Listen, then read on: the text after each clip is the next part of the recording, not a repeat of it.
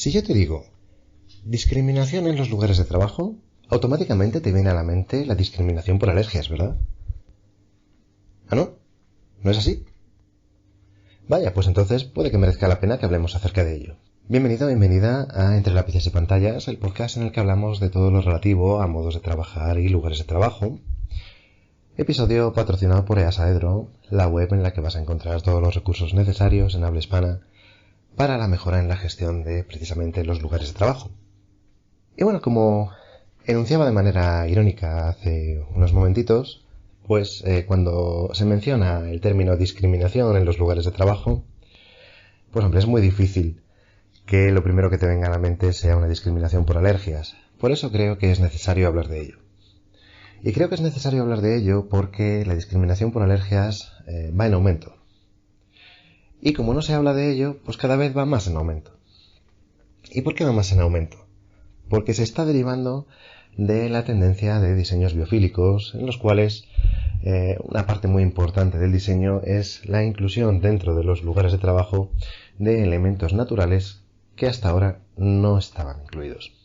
Vamos a ver, hablar de crear espacios de trabajo en los que sean completamente seguros para cualquier persona que tenga cualquier tipo de alergia, creo que probablemente sea imposible.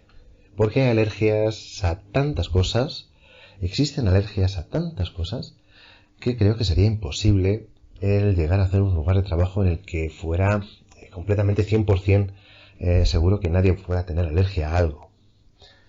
Eso, bueno, pues como concepto está claro. Sin embargo, bajando al mundo real, hay alergias que están muy extendidas. Y probablemente las alergias más extendidas, o algunas de las más extendidas, se refieran a plantas o algo derivado de plantas, polen, gramíneas, etc., sea en algunas épocas del año o sea a lo largo de todo el año, en unas épocas u otras. ¿Dónde se encuentra el conflicto y dónde se encuentra la preocupación de este crecimiento de la discriminación por alergias? Pues cuando es algo que se genera en un lugar donde antes no existía. Por ejemplo, si tú tienes alergia al olivo, es muy difícil que vayas a buscar trabajo recogiendo aceitunas, porque lo pasarías muy mal. Por lo tanto, no trabajarías de eso. Ahora bien, si tienes alergia al olivo, hasta ahora no hubiera sido un problema para ti trabajar algún tipo de gestión administrativa en una oficina, porque en una oficina no existen esos elementos de olivo que te fueran a dar alergia. ¿Qué ocurre cuando llega una tendencia de diseño en la que pues te colocan un olivo dentro de la oficina? Bueno, pues donde antes no tenías un problema por alergia, ahora sí lo tienes. ¿Es esto una mejora? Bueno, pues aquí es donde viene el dilema, ¿no? ¿Por qué? Porque probablemente sea una mejora para las personas que no tienen alergia al olivo, pero evidentemente para las personas que sí tienen esa alergia, se complica mucho el entorno. Y su actividad, evidentemente. Claro, parece que todo va unido y que, bueno, pues que solamente se habla de elementos de manera parcial. Entonces, claro, hablar de la inclusión de elementos vegetales vivos dentro de una oficina, simpatía por el planeta, ecología, etc., digamos, parece que va todo unido en un paquete. Pero no lo es tanto así si no se hace bien.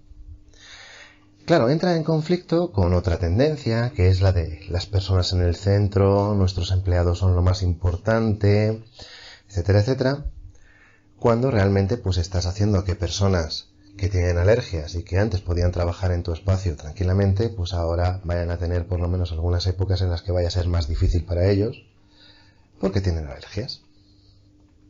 Y ese aspecto, en muchas ocasiones, se está simplemente obviando. Eso es lo que no puede ser. Eso es lo que no puede ser.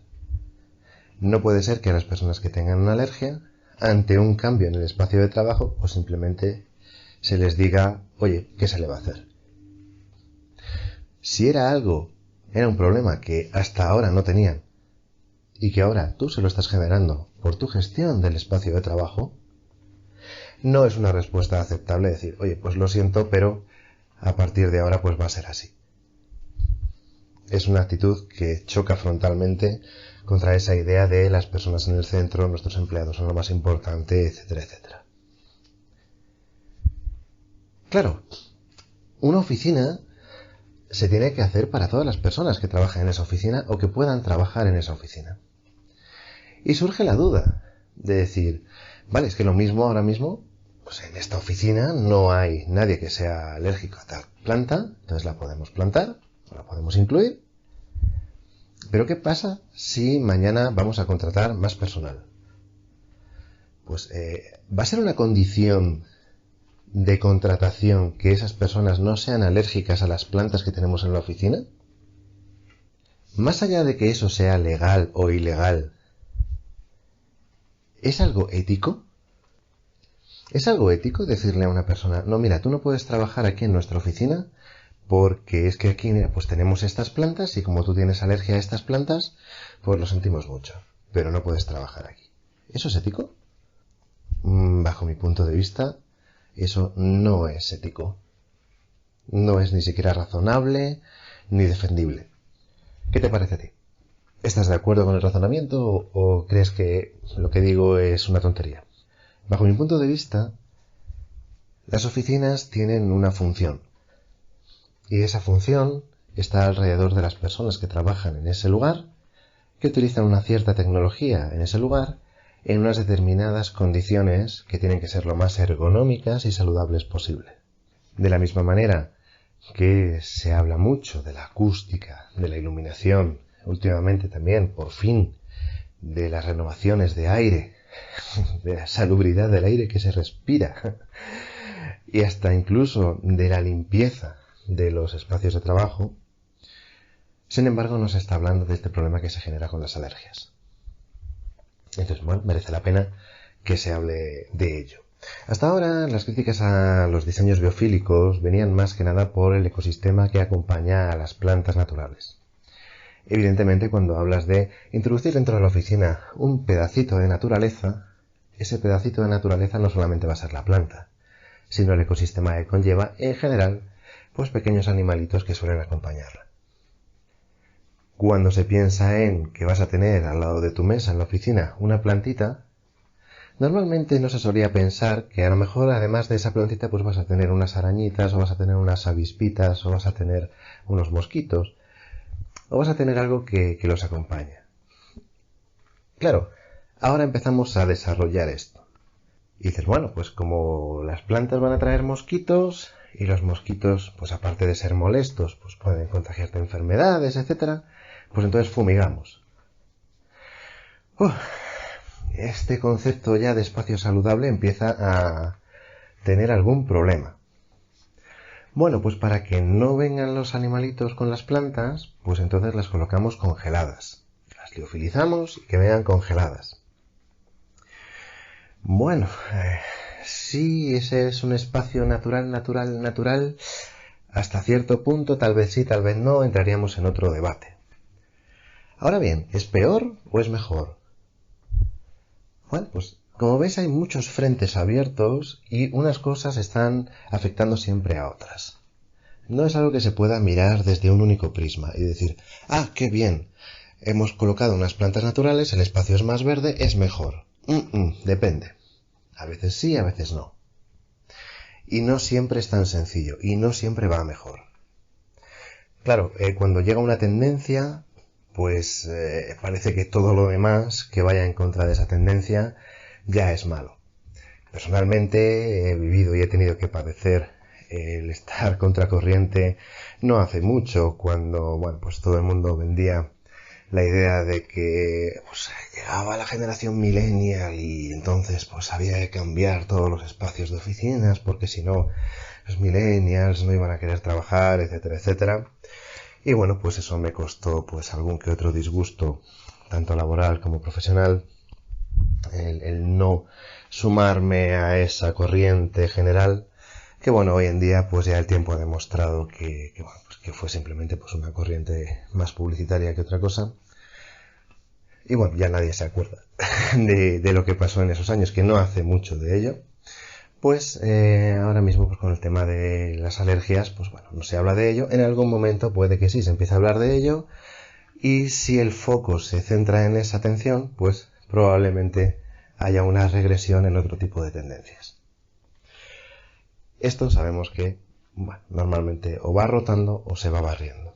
Del mismo modo que con el paso del tiempo, un concepto como el de accesibilidad ha ido quedándose cada vez más implantado dentro de los espacios, este asunto de las alergias también debería.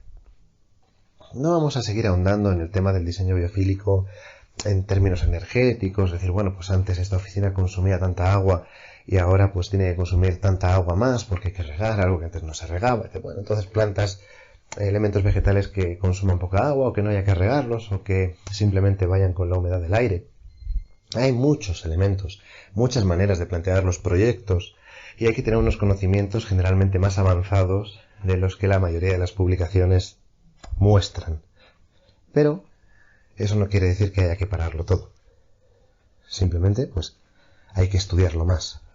Y desde luego lo que no se puede hacer es obviar los problemas que tiene una parte de la gente que está trabajando ahí, máxime cuando ese problema se genera a raíz de, a causa de tu tendencia de diseño. Si no fuera por esa tendencia de diseño, esas personas actualmente no tienen ese problema. Por lo tanto, es una manera de discriminación y además activa. Creo que merece la pena tenerlo presente. No sé lo que opinas, me gustaría muchísimo saber tu opinión, saber si has tenido alguna experiencia en este sentido y desde luego pues nos vemos o nos oímos, nos escuchamos, nos hablamos en el próximo episodio. Hasta entonces.